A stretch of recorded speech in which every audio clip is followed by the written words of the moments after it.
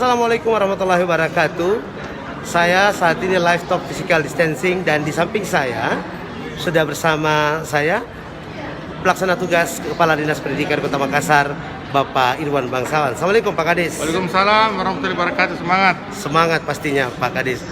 Pak Kadis, ini kalau bicara tentang sistem pengajaran kita dalam masa pandemi ini, seperti apa report-reportnya untuk para guru-guru kita yang tetap melaksanakan pembelajaran secara daring? Ya. Apakah memang ada reportnya secara berkala yang dilaporkan kepada kita seperti itu? Ya, begini. Saya kemarin berkunjung ke beberapa sekolah yang ada di Kota Makassar, SMP dan SD. Ternyata inovasi yang terbangun dari SD dan SMP tentang sistem pembelajaran itu sudah mulai terjadi di masing-masing SMP, sesuai dengan kebutuhan dan kondisi pembelajaran tersebut di SD, SMP school. Nah, yang dilakukan mereka sering melapor tiap minggunya ke kepala sekolah masing-masing. Begitu. Laporannya seperti tertulis kah atau gimana? Laporannya begini, mereka kan rata-rata itu mereka daring itu di sekolah. Dalam artian ada namanya space tempat khusus satu, dibuatkan satu komputer, lab komputer mereka yang mereka memberikan pelajaran di situ. Ibu-ibu dan dengan ibu dan bapak guru. Tapi dengan melakukan physical distancing. Nah, artinya dalam kondisi tersebut mereka terpantau dengan kepala sekolah. Ya, seperti terpantau dengan baik ya.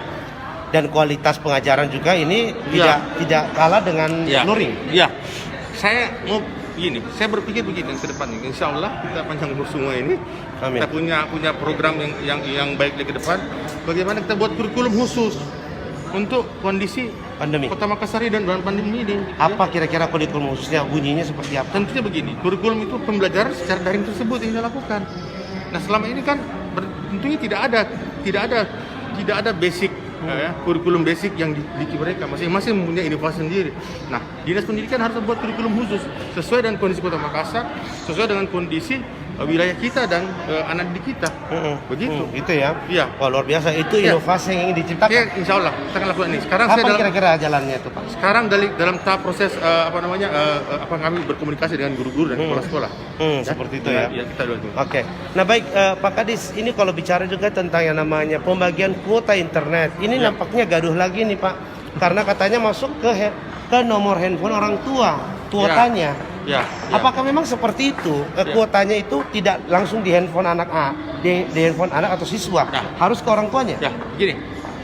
Jadi pendataan kemarin yang dilakukan antara guru, mohon maaf, yang dilakukan kemarin itu dilakukan pendataan melalui Dapodik. Dapodik bisa mengisi nomor telepon anak tersebut atau orang tua. Jadi tidak masalah. Kalau ada juga peserta didik yang tidak punya handphone, jadi pakai nomor teleponnya orang tua. Iya, kendalanya Pak Kadis kalau orang tuanya kerja juga, Pak.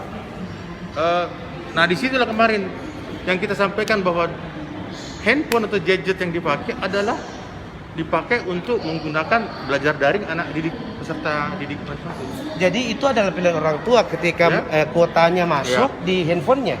Ini mohon maaf sekali lagi bahwa kita sudah menentukan konsep tersebut bahwa 35 GB ini diberikan kepada anak didik kita dalam proses belajar daring. Dan itu sudah masuk semua kuotanya? Mohon maaf sampai saat ini belum terjadi sekarang ini, belum. Belum ada? Belum ada kan? Sebentar. Kapan kira-kira Pak Kadis untuk Makassar? Tergantung dari pemerintah pusat. Ya. Sekarang ada pendataan. Komunikasinya seperti apa dengan pemerintah pusat sendiri? Jadi data tersebut Dapodik dari kepala sekolah di sekolah langsung ke Kemendikbud. Oh, langsung. Dapodik ya. 35 GB itu bisa dipakai untuk sebulan? Sebulan. Jadi selama 4 bulan, dari 35 4 bulan. Gitu ya.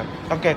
Nah, baik Pak Kadis, kalau bicara juga tentang yang namanya anak-anak kita ini yang bersekolah secara daring, katanya banyak yang rindu sekolahnya begitu. Apakah mereka tidak ada akses untuk dihadirkan di sekolah untuk jangka atau dalam jumlah terbatas, Pak Kadis? Ini kami sudah melakukan rencana-rencana tersebut, tapi perlu ada kajian-kajian yang mendalam. Dan kita hati-hati begitu kajian ini. Kenapa? Karena Makassar mesti zona merah. Jadi kita harus hati-hati mengambil ini. Yang tapi kemarin saya sudah lapor ke Pak Wali bilang lakukan pemantauan, lakukan evaluasi, lakukan pengkajian dan melibatkan semua stakeholder yang terkait dengan pendidikan. Kalau kajian-kajian yang Pak Wali inginkan dari Dinas Pendidikan seperti apa, Pak Kadis? Begini, kajian itu pertama kajian kesehatan, kemudian bagaimana metode pembelajarannya, bagaimana konsep pembelajarannya, begitu. Memungkinkan. Makanya itu kajian, tidak bisa kita sampaikan sekarang. Berapa lama? Kita tidak bisa sebutkan sekarang. Kita harus hati-hati. Kalau sudah melandai ini COVID baru kita lakukan. Oh, seperti itu. Baik, yang terakhir Pak Kadis, ini menarik sekali karena kajiannya akan segera dilakukan dan ada timnya nantinya. Ada tim tentu. Ada tim. Oke. Kita harus hati-hati. Melihat kalau COVID ini sudah turun. Iya.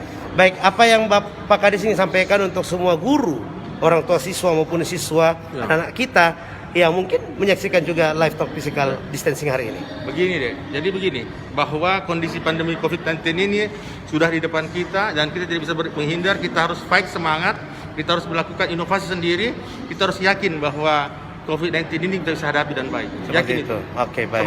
Semangat. Optimisme. Ya, optimis. PLT Kepala Dinas Pendidikan Kota Makassar, Bapak Andi Irwan Bangsawan. Terima kasih Pak Kadis. Terima kasih. Kadis tenaga kerja juga. Enjoy aja melaksanakan Enjoy. tugas ini. Baik. Enjoy. Terima kasih sudah bersama saya untuk live talk physical distancing. Ya. Assalamualaikum warahmatullahi wabarakatuh. Waalaikumsalam warahmatullahi wabarakatuh.